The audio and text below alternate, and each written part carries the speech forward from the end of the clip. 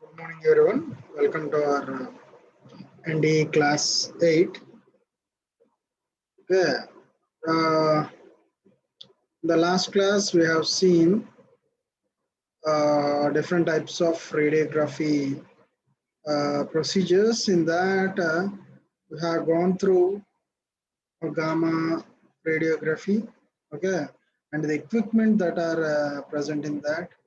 Okay, so now we can see the next steps, that is safety precautions and all these things that are going to be seen in this one. Okay, in radiography, how we intensify the X-ray or gamma ray procedure. So these are the things we have seen in the previous class. In the today's class, we are going to see the next topics. So welcome to our class. Here you can see different types of radiography techniques. Okay, so this is the next topic here. Okay, so what are the radiography techniques that are going to be followed here? So the first one you can see,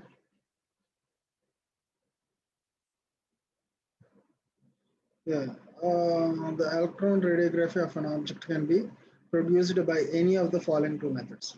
So in the radiography, in the previous class also we have discussed that it is similar to a cathode ray tube, CRT tube, okay, where a source emits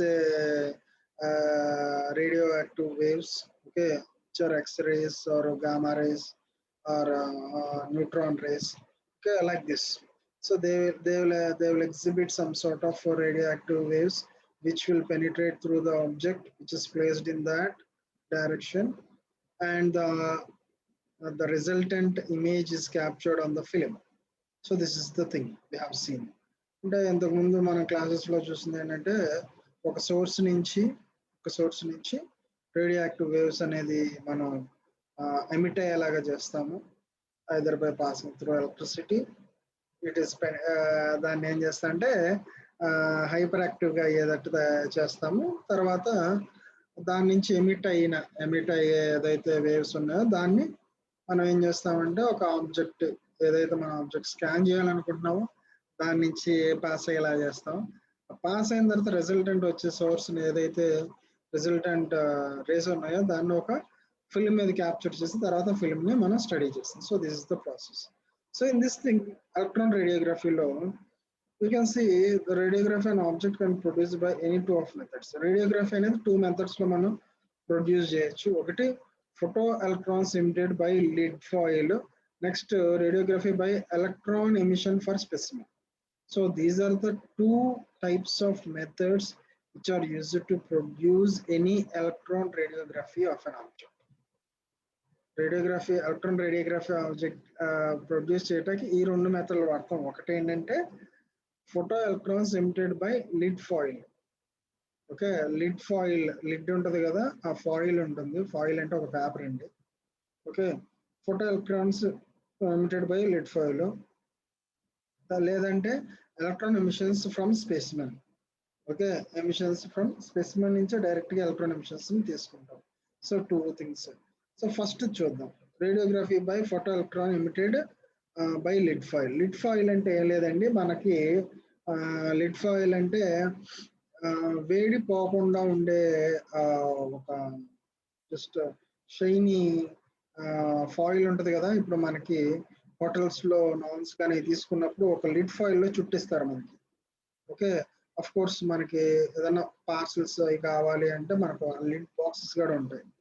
అందులో ఏంటంటే it will the heat will not penetrate to it అన్నమాట. అందుకని దాన్ని మనం lid ఫాయిల్స్ని ఎక్కువగా ఈ ఈటబుల్స్ని carry చేయడానికి, అంటే హీట్ చేసిన వాటిని. Okay, also it is covered for storing the dishes while cooking. Cook చేసేటప్పుడు కూడా హీట్ వేపర్ బయటకు వెళ్ళిపోకుండా లిడ్ ఫాయిల్తో క్లోజ్ చేస్తారు. ఓకే, సో ఇక్కడ కూడా మనం ఏం చేస్తున్నాం, లిడ్ ఫాయిల్ని మనం ఈ రేడియోగ్రఫీ ఫోటాన్స్కి, అంటే ఇది ఫస్ట్ రకం అనమాట, ఎప్పుడో పాతి. సో తర్వాత there are lot of LCDs, LEDs ఇవన్నీ వచ్చేసినాయి. Okay, so in this method a high atomic number metal foil is used to eject the photoelectrons and photographic emulsion is used to produce radiograph. ఇక్కడ ఏం చేస్తుంటే high atomic number metal foil, atomic అంటే మనకి lid foil లో కూడా high atomic number, ఎక్కువ atomic number ఉండే metal foil ని యూజ్ చేస్తాం to eject the photoelectrons and photographic emulsions. Photoelectrons ని emulsions ని మనం ఎజెక్ట్ చేయటానికి ఏం చేస్తామంటే హై అటామిక్ నెంబర్ ఉన్న మెటల్ ఫాయిల్స్ ని మనం ఇక్కడ యూజ్ చేస్తున్నాం. And use to produce radiograph, ఏదైతే మనం స్టడీ చేస్తున్నామో దానికి రేడియోగ్రాఫ్ కి దీన్ని యూజ్ చేస్తాం. Object is sandwich between the metal foil and the film.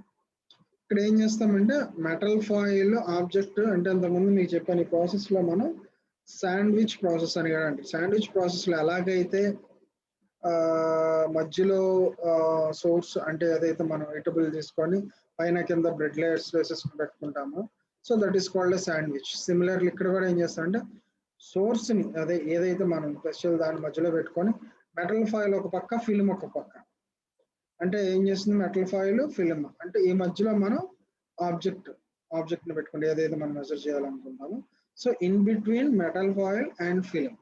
Okay, the sandwich in between the metal foil and film and closely packed in tight environment.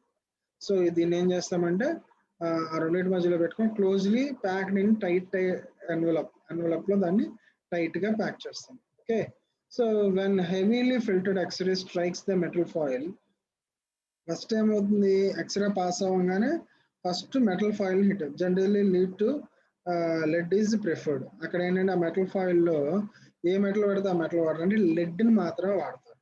Okay, it emits the photo electrons which are allowed to pass through the object or specimen. So ఇప్పుడు మీకు చెప్పాను, first ఇది ఏదైతే metal foil or lead foil అనుకుందాం, ఈ మధ్యలో ఒక object ని పెట్టాం, దాని తర్వాత ఇంకొక ఫిల్మ్ ని పెట్టాం. సో ఫిలిం లెడ్ ఫాయిల్, దీని మధ్యలో ఒక ఆబ్జెక్ట్ ఉంది అనుకుందాం. సో దీని మధ్యలో ఆబ్జెక్ట్ ఉంది.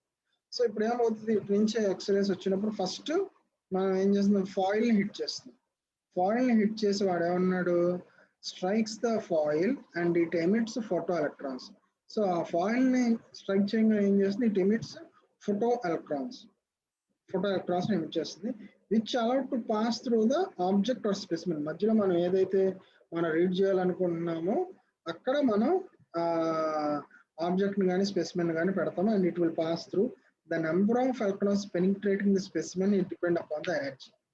సో ఎన్ని ఫోటో ఎలక్ట్రాన్స్ అయితే ఆబ్జెక్ట్ నుంచి పాస్ అవుతాయి అనేది పెనిట్రేట్ అవుతాయని depend upon on the energy, అంటే ఎంత హైలీ చార్జ్డ్ ఎలక్ట్రాన్స్ అయితే అంత highly it will penetrate. The more you charge the more you penetrate. That is energy supplied by the X-rays. అంటే ఎక్స్రే నుంచి వచ్చే హైలీ ఎనర్జైజ్డ్ ఎలక్ట్రాన్స్ దాని నుంచి penetrate అవ్వాలి. అది డిపెండింగ్ అపాన్ ద సోర్స్ అవ్వచ్చు, depending upon the emitting source అవ్వచ్చు, లేదంటే అక్కడ మనం సప్లై చేసే పవర్ అని బట్టి ఈ రెండు ఫ్యాక్టర్స్ ఇన్ఫ్లుయెన్స్ అవుతాయి. సో ఎక్కువ నువ్వు ఛార్జ్ ఇచ్చావు అనుకోండి ఎలక్ట్రాన్స్ కి, అంత స్పీడ్ గా అది అందులో నుంచి పాస్ అవుతుంది. తక్కువ ఛార్జ్ ఇచ్చావు అనుకోండి తక్కువగా పాస్ అవుతుంది. ఓకే, సిమిలర్లీ అండి, ఇప్పుడు ఫర్ ఎగ్జాంపుల్ ఒక 60 volts బల్బు ఒక 100 volts బల్బ్ తీసుకోండి. ఓకే, సో ఇక్కడ ఒక పేజ్ కవర్ చేయండి, ఒక బాక్స్ అలా క్రియేట్ చేసి ఆ బల్బ్ అందులో పెట్టండి. ఓకే, ఫస్ట్ ఒక పేజ్ పెట్టండి, ఒక లైటింగ్ బయటకు వస్తుంది, ఇంకొక 2 పేజీలు అడ్డు పెట్టండి, మళ్ళీ వస్తుంది, అలా 4వ పేజీ పెట్టంగానే లైటింగ్ బయటకు రాదు. ఓకే, సో అప్పుడు ఏం చేస్తారు, 60 volts చేసి సమ్ 80 volts పెట్టండి, లైట్ గా వస్తుంది. ఓకే, ఇప్పుడు ఏం చేస్తారు, 80 volts చేసి 100 volts పెట్టండి, ఈసారి ఇంకా బ్రైట్ కనబడుతుంది. అంటే ఏంటంటే the more energy supply the more it will penetrate. So that is the thing. So energy penetrated electrons expose a photogenic emulsion to produce radiography. So ఏదైతే పెనిట్రేటెడ్ ఎలక్ట్రాన్స్ బయటకు కనబడుతున్నాయో it will expose a photographic emulsion. అంటే అదొక photography, అంటే ఒక photo అనుకోండి, emulsion అంటే ఏం లేదు, బయటకు వచ్చేది ఏదైతే ఉందో ఆ ఫోటోగ్రఫీని ఎమల్షన్ అనేది జరుగుతుంది, it will produce a radiograph. So దాన్ని radiography uses. The study to paper structure, watermarks, ink or prints, fabric and leaves. So ఇది ఎలక్ట్రాన్ రేడియోగ్రఫీ. ఇందులో ఇది ఏం చేస్తుంది, టు స్టడీ పేపర్ స్ట్రక్చర్ అంటే పేపర్ స్ట్రక్చర్ని, తర్వాత వాటర్ మార్క్స్. ఇప్పుడు మనకి రికార్డ్ షీట్స్ మీద చూడండి, దాంట్లో ఒక వాటర్ మార్క్ ఉంటుంది. అంటే ఏంటంటే ఫర్ ఎగ్జాంపుల్ లేదా మీకు వచ్చే యూనివర్సిటీ సర్టిఫికేట్స్లో కానీ, సో మీరు లైటింగ్ ఇట్లా పెట్టి చూసారనుకోండి, లైటింగ్ పెట్టి చూస్తే అంతెందుకు మన మన కరెన్సీ నోట్స్లో స్పెసిమెన్ ఉంటుంది. స్పెసిమెన్ దగ్గర మనం లైటింగ్ పెట్టి చూస్తే గాంధీ తాత కనపడతాడు, మామూలుగా చూస్తే కనపడతాడు. ఓకే, సో ఇలాంటివి ఇన్వెస్టిగేట్ చేయడానికి ఇంక్ ఓవర్ ప్రింట్స్. ఓకే, ఇంక్ ఓవర్ ప్రింట్స్ అంటే ఒకదాని మీద ఒకటి ప్రింటింగ్ అయినప్పుడు ఏది ముందు ఏది తర్వాత తెలుసుకుంటానికి. అంటే ఫర్ ఎగ్జాంపుల్ ఒక ప్రింట్ మీద ఇంకో ప్రింట్ ఓవర్లాప్ అయింది, ఏది ముందు వేసారో తెలుసుకోవాలి. సో ఇలాంటి ఒక ఇన్వెస్టిగేషన్కి. ఫ్యాబ్రిక్స్, ఓకే, ఫ్యాబ్రిక్స్ అంటే బట్టలు. తర్వాత లీవ్స్ స్ట్రక్చర్ తెలుసుకుంటాం. అంటే ఎందుకని ఇక్కడ మీరు కనుక గమనిస్తే ఈ శాండ్విచ్ అని ఒక వర్డ్ యూజ్ చేసాం కాబట్టి, if you use 3D object unless like paper, thin paper కాకుండా మీరు ఒక రబ్బర్ లాంటిది, లేకపోతే ఒక ఎరేజర్ లాంటిది, లేకపోతే షార్ప్నర్ లాంటి ఆబ్జెక్ట్ ని రెండు పేపర్ మధ్యలో పెడితే ఏమవుతుంది, మధ్యలో గ్యాప్ వచ్చేస్తుంది కదా. Okay, so it will not penetrate easily. So అందుకని ఇప్పుడు మీరు కనుక ఎగ్జాంపుల్స్ చూస్తే అన్నీ కూడా ఈ ఫాయిల్, ఈ ఫిలిం కి మధ్యలో ఉండే చిన్న గ్యాప్ ని ఫిల్ చేసే స్పెసిమెన్స్ ని మనం అక్కడ తీసుకున్నాం. Okay, so that is the thing. Next, radiograph by electron emission from specimen. Okay, second thing ఏంటంటే radiography by electron emission from specimen. In this method electron emissions are directly ejected from the specimen. ఇందులో ఏం చేస్తామంటే photo electrons are directly ejected. అంటే ఇక్కడ మనం ఎలాంటి film కానీ, అంటే ఐ మీన్ లిడ్ ఫాయిల్స్ కానీ ఏమి వాడట్లేదు, డైరెక్ట్గా స్పెసిమెన్స్ నుంచి ఎజెక్ట్ అయిన ఫోటో ఎలక్ట్రాన్స్ మాత్రమే తీసుకున్నాం. The surface of the specimen is polished and ultra fine grain film emulsion is placed on the side of the polished surface with negligible clearance. Okay, the surface of the specimen is polished and ultra fine grain film emulsion is placed on the side of the polished surface with the negligible clearance. ఇక్కడ ఏం చేస్తామంటే ఆ specimen ఏదైతే ఉందో దాన్ని నీట్గా polish చేస్తాం. Okay, polish చేయటం అంటే స్మూతెన్స్. ఓకే, సో పాలిష్ చేసిన తర్వాత ultra fine grain film emulsion is placed on the side of the polished surface. ఈ సైడ్ ఏదైతే ఉందో దాని పక్కనే మనం ఏం చేస్తాము, ఈ నెగ్లిజిబుల్ క్లియరెన్స్ తో ఈ అల్ట్రా ఫైన్ గ్రెయిన్ ఫిల్మ్, అంటే ఫైన్ గ్రెయిన్ అంటే చాలా థిన్ గా ఉండే ఒక ఎమల్షన్, దీన్ని మనం దానికి జస్ట్ ఇట్లా సైడ్ నే ప్లేస్ చేస్తాం. The heavily filtered hard x-rays are made to fall on the specimen through the emulsion. ఇక్కడ ఏం చేస్తారు, హెవీలీ ఫిల్టర్డ్, బాగా ఫిల్టర్ అయిన, అంటే హెవీలీ ఫిల్టర్డ్ అంటే ఏం లేదండి, నెంబర్ ఆఫ్ రేస్ ఎక్కువ అనమాట, నెంబర్ ఆఫ్ రేస్ ఎక్కువ. Hard x-rays are falled on the specimen through emulsion. ఈ ఎమల్షన్ ద్వారా ఎక్స్రే మీద పడతాయి. Because of the energy supplied by extron, the electrons are ejected from the specimen. The ejections of electron varies according to the atomic number of component or polished surface. The photographic emulsion is exposed in according with the number of electrons ejected. So ఎప్పుడైతే దీనికి just దానికి ఇట్లా అతికిచ్చి ఇలా ఉంచుతామో side అన్నమాట, మనం ఏం చేస్తున్నాం అంటే దాని మీద ఎక్స్రే పడంగానే ఎజెక్ట్ చేస్తాయి ఆ ఫోటో ఎలక్ట్రాన్స్. ఫోటో ఎలక్ట్రాన్స్ ని ఎజెక్ట్ చేసినప్పుడు ఏమవుతుందంటే according to the atomic number or the polished surface, the photographic emulsion is exposed in accordance with the number of electrons ejected. ఎన్నైతే ఎలక్ట్రాన్స్ ఎజెక్ట్ అయినాయి అనేది దాని యొక్క పాలిష్డ్ సర్ఫేస్ ని బట్టి కానీ, లేకపోతే కాంపోనెంట్ మీద కానీ, అటామిక్ నెంబర్ కాంపోనెంట్ అనేది కానీ డిపెండ్ అయి ఉంటుంది. సో ప్రీవియస్ మెథడ్ కి దీనికి ఏంటంటే తేడా, అక్కడ లిడ్ ఫాయిల్ ని పెట్టి మనం ఫోటోగ్రాఫిక్ ఎమల్షన్ అనేది చేస్తున్నాం. ఇక్కడ ఏం చేస్తున్నాం అంటే జస్ట్ స్పెసిమెన్ ని పాలిష్ చేసి ఫైన్ గ్రెయిన్ ఎక్స్రే ఫిల్మ్ని దాని పక్కన పెట్టి సో దాని మీదే అది ఎక్స్ప్లోజ్ అయ్యేలా ఎమల్షన్ అయ్యేలాగా క్రియేట్ చేస్తుంది. So that is the main difference between the both. This method is used to produce radiograph and surface component to study structure of material for authentication of fingerprints etc. So దీన్ని మనం ఎక్కడ వాడతారు అంటే చెప్పే కదా ఇప్పుడు ఈ సర్ఫేస్ ఉంది దీని మీద ఇట్లా జస్ట్ ఇలా అతికిస్తాము. సో ఇలాంటిది ఏంటంటే structure of the material surface components. So మనం దాని లోపల మనం ఎక్కువ చూడలేం, ఓన్లీ సర్ఫేస్ని మాత్రమే స్టడీ చేయటానికి దీన్ని వాడతారు. ఫర్ మెయిన్ ఏంటంటే authentication of fingerprints, fingerprint అథెంటికేషన్స్కి దీన్ని వాడతారు. Okay, authentication of fingerprints. So ఎలాగైతే మన మెటల్ మీద ఫింగర్ ప్రింట్ ఎంత నీట్గా అయితే కనపడుతుందో, సో క్లారిటీగా ఎప్పుడు కనపడుతుంది, when there is smooth surface, అంతే కదా. ఫర్ ఎగ్జాంపుల్ మీరు ఒక గ్లాస్ సర్ఫేస్ మీద మీ ఫింగర్ వేయండి, మీ ఫోన్ మీద మీ ఫింగర్ ప్రింట్ వేయండి, నీట్ కనబడుతుంది. అదే తీసుకెళ్ళి ఈ శాండ్ మీదో లేకపోతే గోడ మీద వేయండి, కనబడుతుందా? అంటే more smoothness, more will be the visibility. అందుకే ఇక్కడ ఏమన్నానంటే ఎక్కువ పాలిష్ చేసిన సర్ఫేస్ మీద ఇది పనిచేస్తుంది. ఓకే, నెక్స్ట్ ఇంకోటి ప్రోటాన్ రేడియోగ్రఫీ. ఇంకోటి ఏంటిదంటే ప్రోటాన్ రేడియోగ్రఫీ. ఈ proton radiography is the process of producing radiographic image of a specimen by using mono energetic protons. Okay, so ఇందులో ఏంటంటే రేడియోగ్రఫీ అనేది ఎలా జరుగుతుందంటే రేడియోగ్రఫీ ఇమేజ్ అనే specimen by mono energetic protons. Mono energetic protons ని మనం produce చేయడం వలన ఈ రేడియోగ్రాఫిక్ ఇమేజ్ అంటే ఏదైతే మనకి ఈ ఎక్స్రే లాంటిది ఫిల్మ్ ఉందో దాన్ని ప్రొడ్యూస్ చేస్తాం. As authentication of the proton beam occurs after reaching a depth of 80 to 90% thickness of the specimen. It is possible to detect the changes in thickness of specimen in order of 0.05% to 0.01. Okay, so a particle accelerator is used to produce a proton beam which is magnetically focused and allowed to pass through the specimen. The proton beams comes out of the object and expose the X-ray film or a photographic film. The photograph turns into black and white or color.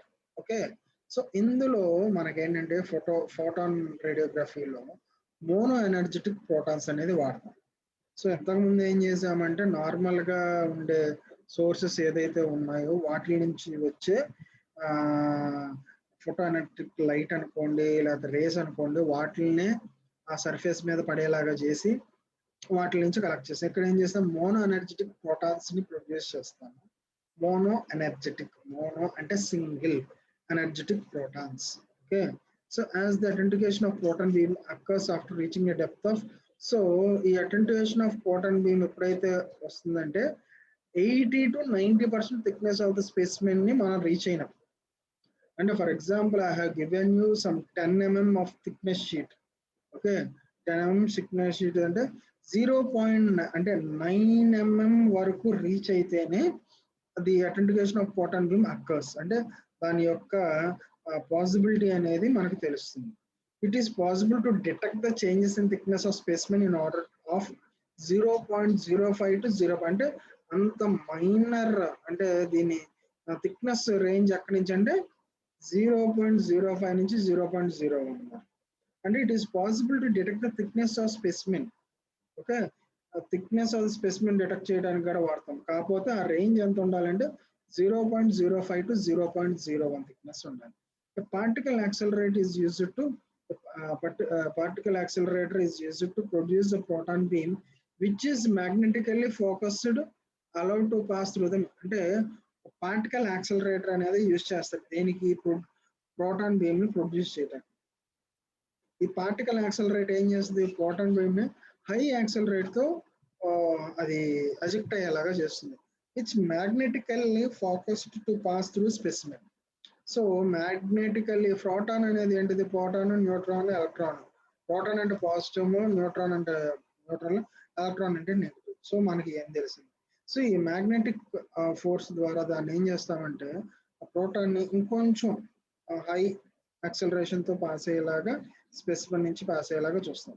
The proton beams comes out of the object expose the film or photo అంటే ఏం చేస్తుందంటే ఎప్పుడైతే ఈ magnetic force తో focus తో అది pass అవుతుందో the proton beam comes out of the object నుంచి బయటకు వచ్చి expose the film X-ray film X-ray మీద పడుతుంది ఆర్ ఫోటోగ్రాఫిక్ ఫిలిం అండ్ అలా పడటం వలన ఏమవుతుందంటే ఆ ఫోటాన్ మోనో ఎనర్జెటిక్ ప్రోటాన్ పడటం వలన ఆ film it will turn into black and white or colour.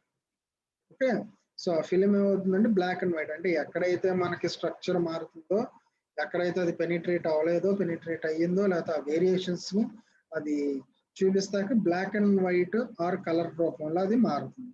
So ఆ మారిన దాన్ని బట్టి మనం స్టడీ చేసుకోవచ్చు ఏ ఏ పార్ట్లో ఏముంది ఏం జరిగింది అని. This is technical widely used in medical and industrial applications. So దీన్ని ఏం చేస్తారంటే మెడికల్ ఇండస్ట్రియల్ ప్రాసెస్ లో ఎక్కువ వాడతారు. Okay, next one X-ray computed tomography. Okay, X-ray computed tomography this is CT అంటారు. అంటే ఈ X-ray computed tomography is modern technology employed to examine the component of small size and made of metal or composite material. Okay, so tomography CT under it is a modern technique to employ to examine the components of small size. చిన్న చిన్న వాటిని examine చేయడానికి made up of metals or composite metals కానీ materials కి సంబంధించిన చిన్న చిన్న particles ని ఎగ్జామిన్ చేయడానికి మనం దీన్ని వాడతాం. It is possible to produce 2D radiographic image with this technology. In this method, a fan-shaped X-ray beam is allowed to pass through the test specimen, and attended X-rays comes from the specimen from a radiographic image or detectors. ఇక్కడ ఏంటంటే ఒక 2-dimensional radiographic image అనేది మనం ఈ technology ద్వారా produce చేయొచ్చు. Okay, 2-dimensional అంటే ఇప్పుడు వరకు వచ్చిన 1-dimension అయితే 2-dimensional రేడియోగ్రాఫిక్ ఇమేజ్ ని మనం దీని ద్వారా క్రియేట్ చేయొచ్చు. In this method a fan shaped ఒక ఫ్యాన్ షేప్ ఎలా ఫ్యాన్ ఎలా ఉంటుందో ఆ ఫ్యాన్ షేప్ లో ఎక్స్రే బీమ్స్ ఏం చేస్తామంటే it allows to pass through the specimen and attenuated x-rays comes from the specimen from a radiographic image or detectors on the detectors. ఏదైతే ఆ ఫ్యాన్ షేప్ లో ఉండే ఎక్స్రేస్ పాస్ అయ్యి specimen నుంచి అవి వచ్చి రేడియోగ్రాఫిక్ ఇమేజ్ మీద పడుతుందో దాన్ని డిటెక్టర్ ద్వారా మనం కలెక్ట్ చేస్తాం. It is also possible to produce 3D radiography by projecting the 2D radiograph of the specimen in different directions back into the image space where the intersection point of all projections produce 3D.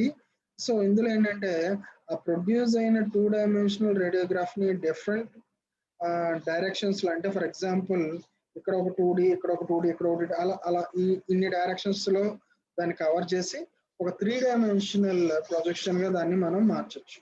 So it is also producing 3-dimensional radiography by projecting 2-dimensional radiograph of the specimen in different directions. Different directions లో దాన్ని capture చేసి ఒక 3-dimensional గా దాన్ని మనం చేయొచ్చు. Where intersection points of all projection produce 3D radiography test specimen. Okay. So ఇక్కడ మనం అబ్జర్వ్ చేస్తే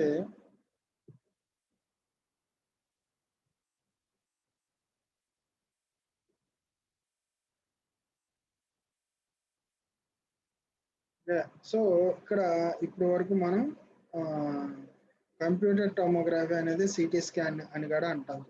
ఓకే, మనకి ఏదైతే మనం వాడుతున్నామో కంప్యూటర్ టోమోగ్రఫీలో సో ఎలాగైతే 3-dimensional యాక్చువల్గా మనం దాన్ని ఎక్స్రే మించి సిటీ స్కాన్ వరకు ఎందుకు వెళ్తున్నాం కంప్యూటర్ టోమోగ్రఫీ వరకు అంటే to find out the 3-dimensional object. అంటే ఇది కొంచెం మన ప్రాక్టికల్ ఎగ్జాంపుల్లోకి వస్తే ఎట్లా ఉంటుందంటే డిఫరెంట్ డైరెక్షన్స్ లో XYZ డైరెక్షన్స్ లో దాన్ని స్టడీ చేసి అంటే ఎక్స్రే ఎప్పుడు కూడా 1 డైరెక్షన్స్ లోనే దాన్ని చూడాలి, 2 డైరెక్షన్ లో కుదరదు. ఫర్ ఎగ్జాంపుల్ ఇప్పుడు మీ చెస్ట్ ని అది స్కాన్ చేసింది అనుకోండి, for example only front view మాత్రమే మనం చూడగలం, సైడ్ వ్యూ కానీ టాప్ వ్యూ కానీ ఏమి కూడా తెలియదు దానికి, అంటే 3 డైమెన్షన్స్ తెలియదు. అంటే only you can see the front view అంటే మ్యాక్సిమం మన బాడీలో ఉండే అబ్జర్వేషన్స్ ని డిటెక్ట్ చేయడానికి ఎక్స్రే వరకు సరిపోతుంది. CT scan is or CT computer tomography is always preferred when it tends to a three-dimensional study. Blood clots కానీ లేకపోతే లంగ్స్ ఇన్ఫెక్షన్ కానీ అంటే ఎంతవరకు ఆక్యుపై అయిపోయింది. సో మనకి ఇలా కనబడుతున్నప్పుడు అది గీత, లేకపోతే ఆ గీత వెనకాల ఇంకా 100 ఉన్నాయా అనే దాన్ని కూడా మనం స్టడీ చేయడానికి, డెప్త్ 3 డైమెన్షనల్ చేయడానికి ఈ టైప్ ఆఫ్ థింగ్స్ని మనం వాడతాం. సో 3 టైప్స్ ఉన్నాయండి. ఒకటి లిడ్ ఫాయిల్ యూజ్ చేసి, తర్వాత సొంత స్పెసిమెన్ యూజ్ చేసి, తర్వాత x-ray computer tomography. So these are the things we use. Next ఏంటంటే safety aspects of industrial radiography. Okay, so industrial రేడియోగ్రఫీలో what are the safety aspects that are to be considered? So this is also one of the important question from this unit. Safety aspects, ఎందుకంటే ఇందులో అంతా theory పార్టే ఉంటుందండి. మీకు ఈ మొత్తం కూడా theory పార్టే. ఏదో ప్రొసీజర్స్ లేకపోతే అలాంటి సేఫ్టీ ఆస్పెక్ట్స్ లేకపోతే ఇవన్నీ వీటి గురించి అడుగుతాడు. సో వన్ థింగ్ ఏంటంటే పర్ఫెక్ట్ ఎగ్జాంపుల్తో పర్ఫెక్ట్ డయాగ్రామ్తో మీరు కనుక రాస్తేనే మీకు మార్క్స్ ఉంటాయి. అంతేగాని మీ ఇష్టం వచ్చినట్టు 34 పేజీలు రాస్తే అక్కడ ఎవడు అంత ఓపిక ఎవరికి ఉండదు. 34 పేజీలు కరెక్ట్ చేసి మిమ్మల్ని పాస్ చేద్దామని ఓపిక ఎవరికి ఉండదు. వన్ థింగ్ ఏంటంటే మీరు 34 పేజీలు రాస్తే ఇంకా వాడికి చిరాకు ఎక్కువ అవుతుంది. అంటే నేను రాయొద్దని నేను అన్న కానీ థియరీ సబ్జెక్ట్ అని చెప్పి సొల్లు రాయటం కాదు. మనం ఏది వాడు ఏమడిగాడో దాన్ని పర్ఫెక్ట్గా డిఫైన్ చేస్తే రాస్తే చాలు. That's it. Okay, so correct points ఉంటే చాలు. The various terms associated with the safety aspects of industrial radiography are radiation protection, radiation dose, radiation effects, radiation measuring device. So ఈ 4 ఆస్పెక్ట్స్ మనం ఈ ప్రొటెక్షన్ అంటే safety ఆస్పెక్ట్స్లో చూడాలి. ఒకటి ఏంటిది radiation protection, అంటే ఆ రేడియేషన్ నుంచి వచ్చే గామా రేస్ని కానీ లేకపోతే ఎక్స్రేస్ నుంచి కానీ అంటే వీటి నుంచి వచ్చే రేడియేషన్ని తట్టుకునే విధంగా మన దగ్గర ఒక ప్రొటెక్షన్ ఉండాలి. తర్వాత రేడియేషన్ డోస్. ఓకే, తర్వాత ఎఫెక్ట్స్, తర్వాత radiation measuring device. Okay, the first one మీరు చూడండి, రేడియేషన్ ప్రొటెక్షన్ అండి. What is meant by radiation protection? It refers to preventing the human body from excessive radiation exposure, thereby avoiding harmful effects. So మీకు చెప్పాను already, రేడియేషన్కి ఎక్కువ expose అయితే it leads to a severe damage of human tissues. Okay, ఈ radiation అనేది ఏం చేస్తుందంటే it will pass through each and every cell. Okay, so రేడియేషన్కి ఉండే అతి ముఖ్యమైన ప్రాపర్టీ ఏంటంటే it can be penetrated through anything, any object. So either it is organic or inorganic, whatever living or non-living ఏదైనా సరే it can penetrate. Okay, so అలా penetrate అవటం వలన మన ఏదైతే టిష్యూస్ కొన్ని ఎక్స్పోజ్ అవ్వకూడదో వాటికి కూడా ఈ రేడియేషన్ తగిలినప్పుడు there is a chance of creating or occurrence of a little bit of carcinoma, that is called a cancer. Okay, cancer కణాలను సృష్టిస్తుంది. అట్లాగా అందుకని ఏంటంటే తర్వాత జెనెటికల్ డిఫెక్ట్స్ కూడా వస్తాయి. సో అందుకనే లాంగ్ స్టాండింగ్లో ఎక్స్రేకి ఎవరు కూడా ఎక్స్పోజ్ అవటానికి ఇష్టపడరు. ఓకే, ఒకవేళ తప్పదు అవ్వాలనుకుంటే ఆ ఫుల్ ప్రిపరేషన్, దట్ ఈస్ ఏదైతే ప్రొటెక్షన్ సూట్, హెల్మెట్ ఇవన్నీ కూడా పెట్టుకొని దాన్ని మనం ఎక్స్పోజ్ చేయాలి. Okay, therefore it refers to preventing the human body from excessive radiation exposure thereafter by harmful effects on the health. Certain limit is preferred for safety and radiation exposure beyond the limit is considered as HRPS. అంటే certain limit is prescribed for safety. అంటే ఈ radiation అంటే x ray దీనికి కూడా certain limit ఉంటుంది. అంటే ఎంత ఇంటెన్సిటీతో చేస్తే వన్స్ ఆర్ ట్వైస్, అంటే ఇప్పటి వరకు మీరు ఎప్పుడు ఎక్స్రే తీసుకోలేదా అంటే తీసుకుంటాం. ఓకే, అంటే ప్రతి నెలలోనూ ప్రతి సంవత్సరంలో కాకపోతే మనకి ఎప్పుడు అవసరం అయితే అప్పుడు.